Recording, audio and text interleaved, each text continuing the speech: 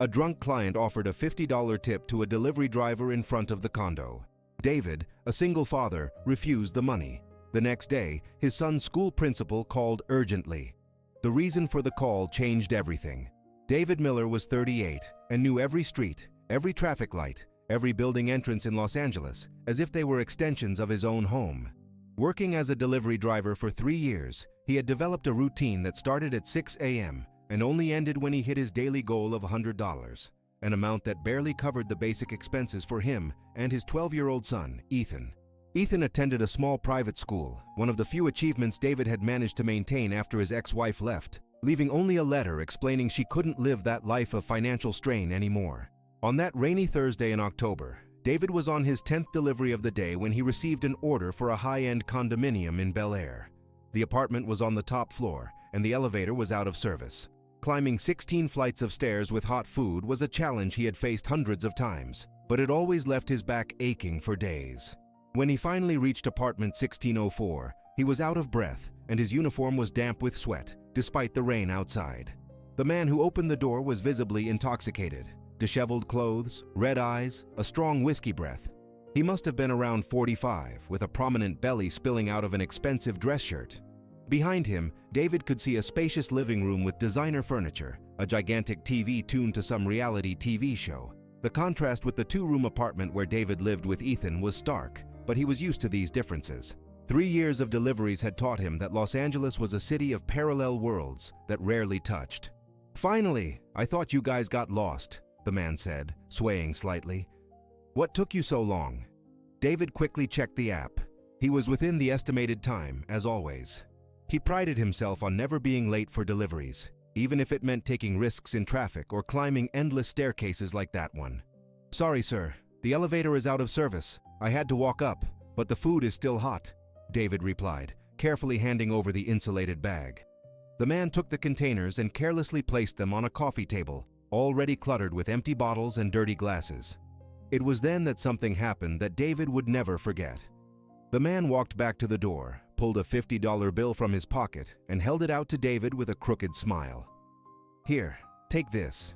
You guys need it more than I do," he said, waving the bill in the air. "Consider it a handout for the needy." David felt the blood rush to his face. It wasn't just the amount. It was the way the man spoke, as if he were giving charity to a beggar. The condescension in his voice, the way he waved the money as if David were a pet waiting for a treat. 3 years of honest work. 3 years of waking before dawn to ensure Ethan had food on the table and a clean uniform for school.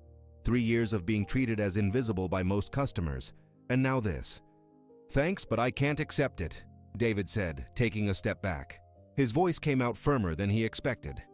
"You've already paid for the order through the app. That's enough." The man laughed, an unpleasant sound that echoed through the empty hallway. "What nonsense is that? It's $50. What do you guys make? Like $5 a run? Don't be so proud." He tried to push the bill into David's hand, but David stepped back again. "Really, thank you for the offer, but I can't accept it. Have a good night," David repeated, already heading for the stairs. He could hear the man muttering behind him as he descended the first steps. These guys don't know a good opportunity when they see one. As he descended the 16 floors, David questioned his decision at least 10 times. $50 represented more than half a day's work. With that money, he could buy school supplies for Ethan, maybe even pay for that eye doctor appointment the boy needed. But something inside him refused to accept that tip. Not in that way, not with that implicit humiliation. David got home around 11 p.m., as always. Ethan was already asleep. He had left a note on the kitchen table saying he had done his math homework and put dinner in the fridge. It was a routine they had developed, Ethan taking on responsibilities no 12-year-old should have, and David arriving too late to check if his son was truly okay, if he didn't need help, if he didn't feel lonely in that small, silent apartment. As he heated up the plate of pasta Ethan had prepared, David couldn't stop thinking about the scene at the condo. $50. The money he refused was equivalent to what Ethan spent monthly on school lunches. It was almost 2 weeks' worth of gas for his motorcycle. It was equivalent to not having to make those extra deliveries on weekends, when he could have been helping his son with homework or just talking to him. But every time he imagined taking that bill from the drunk man's hand, he felt the same knot in his stomach. It wasn't about the money. It was about what the money represented. It was about being seen as someone deserving of pity, as a social problem to be solved with handouts. David worked 14 hours a day precisely so he wouldn't need anyone's charity, to be able to look in the mirror and recognize himself as a man who supported his family with dignity. The night was difficult. David tossed and turned, mentally calculating how they would pay the electricity bill that would arrive soon, thinking about the conversation he needed to have with Ethan about saving on school lunches. At 5 in the morning, he gave up on sleeping and went to make coffee. Ethan appeared in the kitchen half an hour later, already in uniform, backpack on his back. "Dad, Ms. Jenkins said she needs to talk to you," Ethan said, chewing on toast. Ms. Jenkins was the school secretary, a kind woman who always treated David with respect, unlike some parents who barely disguised their disdain when they saw him at meetings. The only man in simple clothes amidst well-dressed women and imported cars in the parking lot. "Talk about what?" David asked, feeling a tightness in his chest. Had they found out he was 2 months behind on tuition payments? Was Ethan having problems at school and not telling him not to worry him? "I don't know. She just said it was important. She said the principal wants to talk to you too." Ethan quickly finished his toast and grabbed his backpack. "Dad, is everything okay? You look worried." David forced a smile. "It's all right, son. It's probably just something about paperwork or quarterly activities." But inside, his heart pounded. A meeting with the principal was never good news, especially when you were already 2 months behind on tuition and trying to negotiate a payment plan. After Ethan left for school, David stood in the kitchen, looking at his phone. It was still too early to call the school, but too late to go back to sleep. He decided to start his workday earlier. Maybe he could get a few extra deliveries before lunchtime, when traffic always picked up. At 8 o'clock sharp, the phone rang. It was the school. "Good morning, Mr. Miller. This is Ms. Jenkins, the secretary. Principal Henderson would like to speak with you today if possible. It's about Ethan, but don't worry, it's nothing serious." Her voice sounded strange, almost emotional. "Of course, I can come right now," David replied, turning off the motorcycle he was preparing for another day of work. During the 20-minute drive through traffic to the school, his mind conjured dozens of scenarios. Ethan fighting with classmates, low grades, inappropriate behavior. Or worse, maybe someone at school had discovered their financial situation and wanted to talk about scholarships or transfers. When he arrived at the school, Ms. Jenkins received him with a smile he couldn't decipher. "The principal is waiting for you in his office. You can go straight up." Principal Henderson's office always intimidated David. Not because of its size, it was small and welcoming, but because of what it represented. Diplomas on the walls, education books, photos of smiling graduates from previous years. It was an academic world David admired from afar, a world he wanted Ethan to achieve, but one he himself had never managed to reach. He had dropped out of school at 16 to help support his family when his father lost his job, and since then, life had never given him a second chance. Mr. Henderson was in his early 50s, with graying hair and a gentle way of speaking that always put David at ease. Unlike some educators David had met, Mr. Henderson never made him feel inferior for being a blue-collar worker or for not having a college degree. But at that moment, the principal seemed different. There was a seriousness in his expression that David couldn't interpret. "David, thank you for coming. Please, have a seat," Mr. Henderson said, indicating the chair in front of his desk. "First, I want you to know that Ethan is doing very well in school. His grades are excellent, and his teachers have nothing but praise." David felt a momentary relief, but Mr. Henderson continued. "Actually, the reason for this meeting isn't exactly about Ethan. It's about you." David's heart quickened again. Had they found out about the overdue tuition? Did someone at school know about his financial struggles? "Principal, if this is about the payments, I can explain." "No, it's not about that," Mr. Henderson interrupted him, with a small smile. "David, do you know Mr. Michael Thompson? He's Olivia's father, one of Ethan's classmates." David frowned, trying to remember. Michael Thompson. The name sounded familiar, but he knew few parents at the school. He always rushed to meetings, between one delivery and another, and left right after. He didn't have time to socialize at the gate like the mothers did. "I don't recall, Principal. Why?" Mr. Henderson stood up and walked to the window overlooking the schoolyard. "Michael reached out to me yesterday afternoon. He was, how can I put it, very shaken." The principal turned to David. "He told me about an encounter you two had the night before last." David felt the world spin. The night before last. The drunk man at the condo. The client who offered the $50. "Principal, I can explain. David, let me finish, Mr. Henderson said, sitting back down. Michael told me he was going through a very difficult time in his life, marriage problems, a lot of stress at work, and he admitted he was drinking more than he should have. The principal paused. He said that when you arrived with the food, he wasn't behaving in the best way. David remained silent, not knowing what to say. Where was this conversation going? Michael told me he offered you extra money, in a way that, well, he himself admitted was disrespectful, and that you refused. Mr. Henderson leaned forward. David, he was impressed by your attitude. He said he spent the entire night thinking about it, about how a man who clearly needed the money had the dignity to refuse when the offer was made in a humiliating way. David blinked, trying to process the information. The drunk man was the father of Ethan's classmate, and he had contacted the school. Michael told me he looked into you. He found out you're a single father, that you work as a delivery driver to support Ethan, that your son is one of the best students in his class. Mr. Henderson smiled. He was ashamed of his own behavior and impressed by your character. Principal, I don't understand where this is going, David said, feeling confused. David, Michael is a partner in a logistics company, a large company that operates with its own and third-party fleets. Mr. Henderson paused meaningfully. He wants to offer you a job, a real job, with full-time employment, benefits, fixed hours. He said he needs people of integrity on his team, people who won't sell out for any price. David felt as if the ground had disappeared beneath his feet. A stable job? Full-time employment? After 3 years riding under sun and rain, facing traffic, climbing stairs, being treated as invisible? He wants to talk to you today, if you're interested.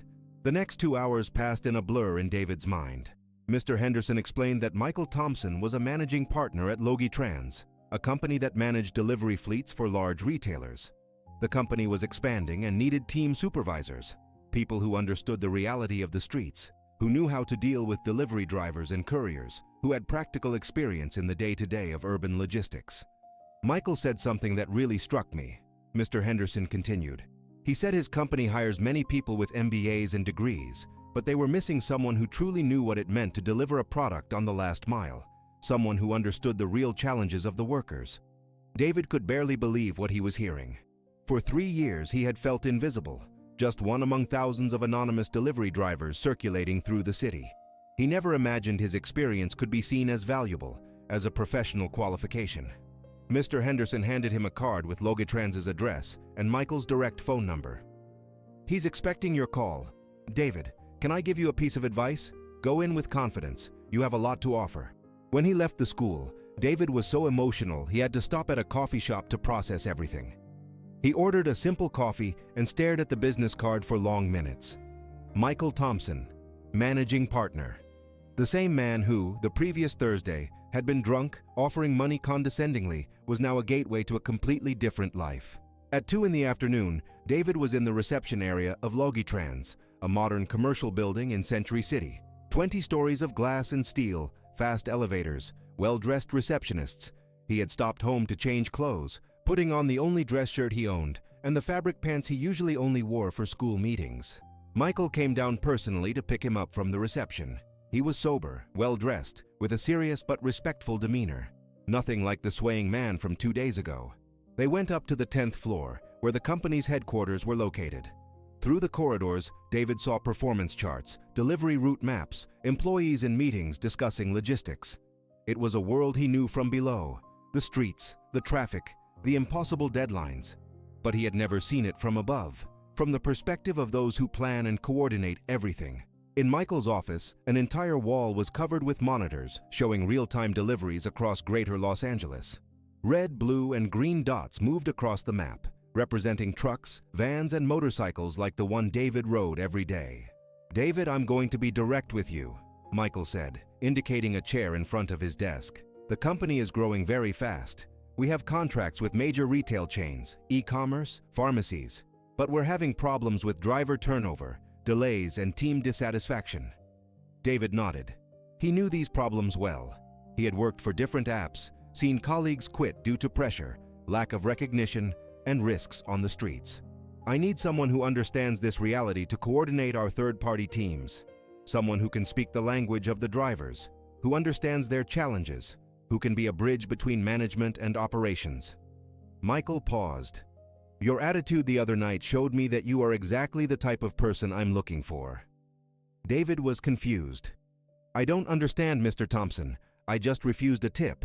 "Exactly. You refused money you clearly needed because the way it was offered offended your dignity. That told me two important things about you. First, that you have solid principles. Second, that you understand the value of respect in the workplace." Michael stood up. "David, I'm offering you a position as an operations supervisor. Starting salary of $4,500 a month, plus benefits, meal stipend, health insurance, and a retirement plan, along with paid vacation." David felt his voice vanish. $4,500, more than double what he could make as a delivery driver, not to mention the benefits, not to mention the dignity of a formal job, fixed hours, the chance to have dinner with Ethan every night. "Do you accept and start on Monday?" David arrived home that afternoon with a feeling he hadn't experienced in years. True hope. Ethan was still at school, so he had a few hours alone to process everything that had happened. He sat at the small kitchen table and stared at the employment contract Michael had given him, still incredulous that it was real. $4,500 a month. Health insurance for him and Ethan, a meal stipend, paid vacation, an annual bonus. These were concepts that had become abstract in his life after 3 years in the gig economy. David barely remembered what it was like to have stability, to be able to plan for the future without worrying if his motorcycle would break down the next day or if there would be enough orders to pay the bills. When Ethan arrived home from school at 5 in the afternoon, David was preparing a special snack, chocolate chip cookies, those treats the boy loved, but they rarely bought because they were expensive. "Dad, what's the celebration?" Ethan asked, throwing his backpack on the couch and approaching the table. David smiled. "Sit down here, son. I need to tell you something." Over the next 15 minutes, David told Ethan about the conversation at school, about Michael Thompson, about the new job. The boy listened in silence, eyes wide, asking specific questions. When David finished, Ethan was quiet for a long moment. "Dad, does this mean you won't have to work late anymore?" was the first question he asked. "That's right, son. I'll work from 8 to 6, Monday through Friday. Weekends free. I'll be able to help you with your homework. We'll be able to have lunch together on Saturday." Ethan hugged David with a strength that surprised him. "I missed you, Dad," the boy said, his voice muffled against his chest. "I know you worked so hard for my sake, but I missed you." David had to swallow his tears. For 3 years, he had convinced himself that he was doing his best for Ethan, working 16 hours a day to ensure his son had what he needed. But he had neglected something fundamental: his presence. The boy needed a present father more than he needed money. On Monday, David arrived at Logie Trans at 7:30 in the morning, half an hour before the agreed time. Michael received him personally and introduced him to the teams. The company had 200 direct employees and coordinated over 1,000 third-party drivers across Los Angeles. David's role would be to supervise 5 delivery teams, each responsible for a different region of the city. He would be the link between the drivers on the streets and central coordination, solving operational problems, negotiating with dissatisfied clients, training new drivers. "David, you'll find that your street experience is worth more than any MBA course," said Sarah, the operations manager, a 40-year-old woman who coordinated all logistics. "The drivers will respect you because they know you've been in their shoes." And that's exactly what happened. In the first few weeks, David realized he could resolve conflicts that other supervisors couldn't. When a driver complained about an impossible route, David understood exactly what he was talking about. When a client demanded unrealistic deadlines, David knew how to argue based on the practical reality of deliveries. 6 months later, his team had the best satisfaction ratings in the company. Driver turnover on his routes had dropped dramatically, and Michael was already talking about a new promotion. But what was most important to David wasn't the company's numbers. It was coming home at 7 in the evening and finding Ethan doing homework at the kitchen table. It was being able to help the boy with math, talk about his day at school, watch a movie together on the weekend. It was having discovered that refusing a humiliating $50 tip had been worth a decent $4,500 monthly salary. That defending his dignity in a difficult moment had opened doors he didn't even know existed. David never again had to climb 16 flights of stairs to deliver food. But when he saw delivery drivers in traffic, in the rain, racing against the clock, he felt deep respect. He knew exactly what those men and women faced every day. And now, from his new position, he did everything he could to make their work a little more dignified, a little more respectful. Because dignity, David had learned, cannot be bought with a tip. It is earned with character. Sometimes, the hardest decisions in life are those we make when no one is looking. David could have taken that $50. No one would have known, no one would have judged, but he knew. And it was that silent integrity that transformed a refusal into an opportunity, a humiliation into recognition. Ethan grew up seeing his father work with dignity, understanding that a person's worth is not measured by the money they possess, but by the character they demonstrate when tested. Years later, when the boy graduated with an engineering degree, with a scholarship he earned through his own merit, he would say that the greatest lesson his father taught him didn't come from words, but from example. David continued at Logitrans, eventually becoming director of operations. But he never forgot where he came from, never lost the humility of someone who knows the weight of every mile traveled, every stair climbed, every customer served with respect. And whenever someone asked about the secret to his success, he gave the same answer. Dignity is not negotiable, not for $50, not for $100,000.